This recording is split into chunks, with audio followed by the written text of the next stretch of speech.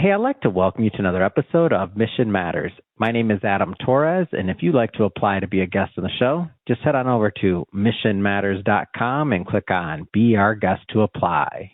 All right, so today I have Sheldon Woodson on the line, and he's a producer and director and author over at Woodson's World Studios. Sheldon, welcome to the show. Hey, thank you for inviting me. I really appreciate it. All right, man. Well, great to have you here. And for everybody listening, just so you know, this is part of our AFM series where we bring you the best of American film market that took place in Century City or Los Angeles, California, 2025 edition. And we got people coming from all over the place, and Sheldon is today's guest. So, Sheldon, first off, we're definitely going to get into Woodson's World Studios. I also understand that you're an author of 3 novels, military vet, multiple, 3 feature films. You're a busy guy, so we got a lot to talk about. But first things first, AFM. Have you been before? Was this your first year? Like, give me the connection. How'd it go for you? Yeah, actually, it's my first year at AFM. Welcome. What'd you think? That's awesome. It was a madhouse, right? A lot of people. Oh yeah. Yeah, because this year I've been to a bunch of film festivals. I went to Tribeca in June, and then I went to the Austin Film Festival, and that was literally like a week before AFM. So I just got back and I ended up coming to AFM. And just when me going to just those festivals, and it wasn't just me going, it's me being invited to the storytellers conferences. And actually, when Con happened, I actually submitted one of my films, The Model, the Mannequin, and Me, to that festival. I didn't get in, but I did get highlighted in the Hollywood Reporter, basically talking about my film, and I got a bunch of distributors contacting me about, distributing it. So that's a good thing. And that's when I just heard about AFM. I think it just came up in the algorithm. That's awesome, man. Well, so what'd you think? First year out, coming to this one, what'd you think? I thought it was spectacular. I didn't really know what to expect. I was kind of thinking it was somewhat like the other festivals, but it's not really a festival. It's more like a market. This one's business. They're about business here, doing deals. You see every part of the industry here. It's very different. I'm glad you brought that up. Go ahead, please. This one's doing business. Yeah, it was amazing, especially when you go to the top floors and you see A24 and Columbia and Universal, and you see all these big time studios that you see in the movie theaters, and I'm just like, wow, like I'm in the room with all the big dogs. Yeah. It almost feels like you made it in a sense. That's awesome, man. I love it. Yeah, it's always fun to me to see this particular one because some of the other ones, they're heavy on the parties, the events. That's fun by them. I'm not against an after party or anything like that. I'm just saying. But when you come here, man, people wake up. They're there. They're doing deals. They're looking for distributors. They're looking for all kinds of things. But that's one of the ones I like about this, and what I like about it being in Century City, too, is that business district, one of my favorite places. So it's kind of cool. Right. I want to go back in time a little bit here, and I want to go a little bit. I see you're a military vet. Where did films and where did this storytelling, where'd that come into your future? Like, did you always know you wanted to be a filmmaker? Like, where'd that start? Yeah, I always knew I wanted to be a filmmaker, but, I always thought the route to getting there, especially back in my time, because, there was no YouTube that's basically giving you the highlights and nothing like that. So I always felt like I was going to get through writing. So I started writing, scripts and novels and stuff like that, and I always figured that somebody in Hollywood would see my book, and then they would want to make a movie, which they did. Like one of my books, somebody wanted to make a movie, but in my military, I went out to sea so many times that I always missed the person I was supposed to meet. So it just never happened, and then I realized a little bit later, especially after seeing like the novel market start to go away with YouTube and a lot of the videos and all of the streaming channels, that it was better if you just make your own movies. Yeah. Especially with Tarantino, Robert Rodriguez, Christopher Nolan, like all these people just kind of came out and did their own movie and pretty much was accelerated to almost the top of the market, like immediately. And I'm a big fan of what your motto, by the way. I got this in front of me. Make movies, not excuses. Give me some love on that one. Why is that your motto? Where did you come up with that? When? Well, I did kind of steal that term from, and I always forget his name. Like, he's one of my favorite directors, but he directed the Shazam movies. And the movie that he did that got him kind of highlighted was Lights Out. He did some little short videos on YouTube, and that was the one that sparked, producers and all that to call him. But he would do all these little YouTube videos basically showing you how to do it with small Blackmagic cameras and Nikons. All these little cheap cameras, but little tricks that how you can make it look, cinematic and almost Hollywood level. And he would end his video with, you see, anybody could do it. So make movies, not excuses. Hey, I should make that a quote. But then he never really made a quote, so I said, well, I'm going to take it and make it a quote and put it on and put it on my stuff, Oh man, that's awesome. Yeah, I'm a big fan of just getting out there and doing it. I mean, it's not easy. For those that, I'm not definitely not ragging anybody that is still kind of on the sideline. They're trying. It's difficult. It's difficult to put together projects and difficult to do things. And sometimes it's the money part, sometimes it's the mental part, sometimes combination, sometimes it's lack of know-how, maybe lack of leadership, not knowing how to do it. I mean, lots of different reasons why. So I see when you have 3 films under your belt here, at least that's what I'm seeing. What do you attribute some of that success to, even getting to the end and the finish line of projects? Well, when I go back, especially like Robert Rodriguez earlier in his career, and he had his own little book he came out with, basically telling you how to do it. And then not just him, but Christopher Nolan, they just got behind the camera. Like they wrote their own scripts. They got behind the camera. They cast friends, family, borrowed cameras, and they acted as their own cinematographers, their own camera people, their own recording. I was like, this is inspiring, isn't it? It really is. Yeah. If you're gonna do it, you just got to do it. You can't really make excuses for it. You just have to determine like ways that you can do it yourself.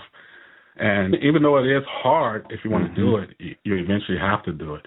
I'm at a stage now that I've done a lot of independent work myself, and I've got a lot of notoriety just because of the different channels that my films are on, and the film festivals that I've won awards and accolades from. That now I have people contacting me and they want to do stuff and they want to do it for no money, so just to get on the board. So I love it. Yeah. It's great. One of my favorite Robert Rodriguez, it was just a reel. I don't remember when I saw it. It was a long time ago. And I don't know if he was actually what he was filming or if I don't even remember exactly what the context was. But I remember it was showing like it was his version of a Steadicam for what they were showing. And he's like, and he was literally, somebody was pulling him. He was sitting in a wheelchair and he was holding up a camera like handheld, sitting in a wheelchair. And that was his, and I was just like, at first it just came up on my feed. This is years ago. And I still remember because I just remember like it's seeing that as like the definition of make movies, not excuses. And I'm like, and because at first I thought it was just like I didn't know who the filmmaker was. And I looked closer and I'm like, wait a minute, is that? No way, get out. And then I'm like, man, that's so smart. Somebody's pulling him in a freaking wheelchair. I was dying, but it was like, hey, you get it done, right? You figure it out. Yeah. Almost any means necessary is what they say. You gotta do it. Oh man, that's awesome. All right, so you have an organization called the AHA. What is that? Yeah, I basically say the AHA. It's called the AHA initiative means artists. It's AHA. I said AHA. I read it. Like it's the AHA moment. What? I actually like that. I'll use that. I might use that one. I have to steal that from you. The AHA. Yeah. Go for it. What does it stand for? It's got to have the right context, though. It means the artist helping artists. And I'd say, the artist helping artists initiative. And it's basically kind of like what I do. I get a lot of people always, they contact me wanting to do something, want to know how to do something. And I just say, I'll help you because I can do almost everything. I'm not perfect in everything. Like I'm not a cinematographer, but I am because I won awards saying that I'm great cinematography, but I don't classify myself as a cinematography. But I'm just saying, like, it's just artists helping artists. So if you want to make a film and you can write and direct and act in it, then you can get somebody else that can work the camera and the lighting and move the wires. And you can get somebody else who can maybe write and critique and can do your continuity. So you're doing like more than just one job on the set. And you're doing it basically, you're bartering your time for their time. So, if you help me on my film, I help you on my film. And there's really no money or there's very low money involved with it just to get a project done. So that's why it's called the AHA initiative. And it just goes back to make movies, not excuses. Man, that's great. That's a great idea. I love it. And I feel like people have done that kind of like, you see little pockets of people that work with each other and friends and things that everybody's growing up in the same kind of age groups and they're going, they hang out with each other. But I like this kind of like formalized version of it so that you can, because maybe your friend group is missing something that you need. And with that little bit of a different formalized structure or organization you can plug into with that type of heart, behind it, that sounds cool. Like you get, and the end result, it sounds to me is like getting more films done, right? Well, that's how I've got all mine done. I mean, my first film, I didn't pay anybody. And it was just friends and me, and we just bartered time. Like, even had a studio producer actually lending me his time. He just built a studio. He wanted to get it out there. And because he was a no-name, He just said, hey, just, put me in the credits. And I said, yeah. So I put him at the beginning credits of the film. And then he got all kind of business just from that. Like once the film hit Tubi and Amazon, he was picking up business like crazy. And I couldn't even pay him. He just, every time I wanted to do a film, I just call him up and ask him his fee. He said, oh, no, man, he'll give me a time and date, and I just go over there and do the film. That's awesome. So let's switch it up a bit here. Let's talk about the industry in general. So current trends of rehashing content, sequels, what do you think the film industry needs? Well, it needs fresh movies, fresh ideas, and there's just so many of them out there. Like I said, I've been to these film festivals, and I've seen so many great shorts, so many great like little features. But they're not really they're not making it to the Hollywood stage. Like they're not getting these theatrical releases.